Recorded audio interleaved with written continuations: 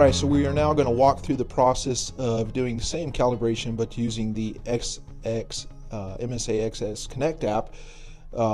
First thing you want to do on your phone here is turn off your timeout screen. If your screen times out during the process, you can get a failure. So on the iPhone, it's going to be under let's see, display and brightness, and I already have mine off. So auto lock, typically I have it to 30 seconds. Right now I have it off for this process. So I'm going to open the XS Connect app. It's going to look for any instruments. So if you have multiple instruments that are close together, you may see multiple instruments come up. You'll want to know which one you're selecting. It's going to show you on the transmitter once you connect that you're connected. It's not going to show us here, but when you connect to an instrument the first time, it's going to ask for a code. You're going to get that code off your transmitter.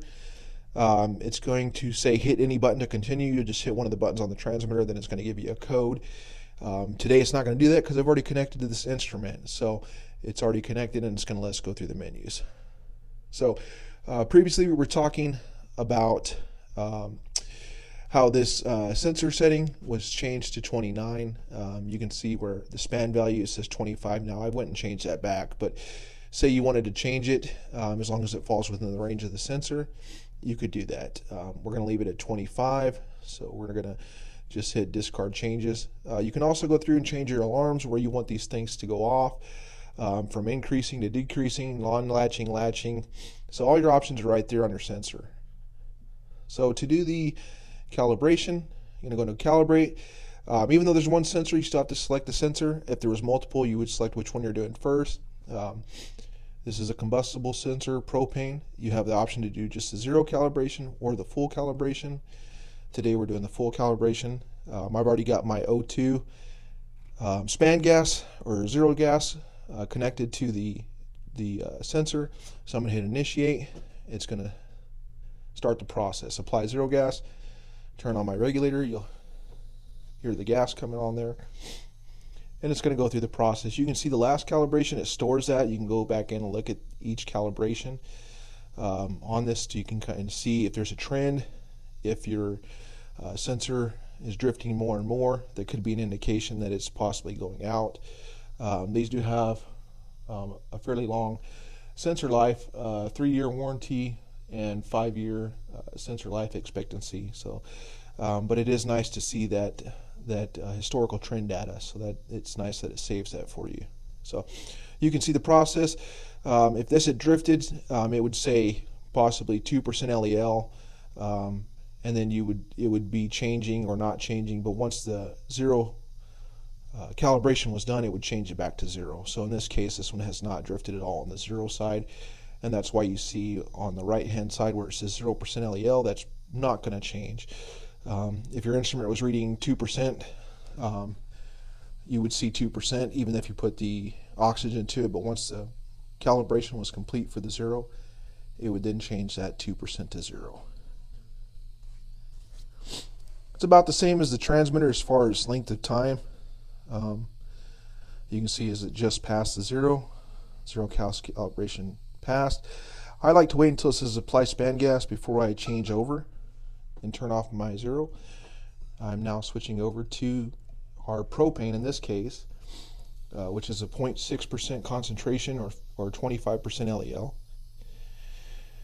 And this time you should see this thing climb, and it'll set it at 25. So you can see off to the right hand side there, which is also on the transmitter display, you can see what it's currently reading, and the bar that shows the progress. We're currently at 23%. So we've done this one a couple times. I had set it back to 25, so this one should get pretty close to 25 and stay there. And then once it's done, it'll set it at 25. So coming along, you will see, like I said, just like on the transmitter, it's not going to go through the complete time bar. It may get 30% or sometimes 50% before it changes.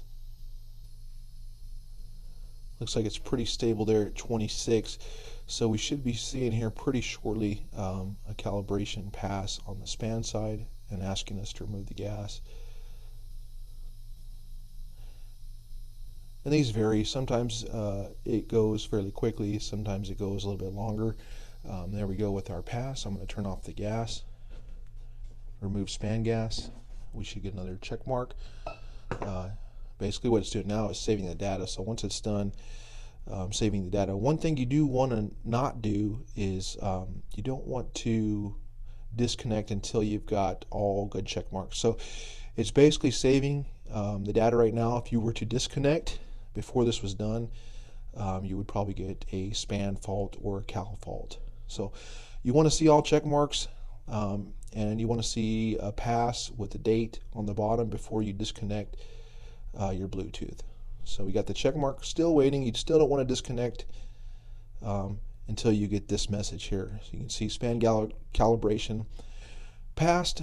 You can view the cal report. 26 found, 25 left.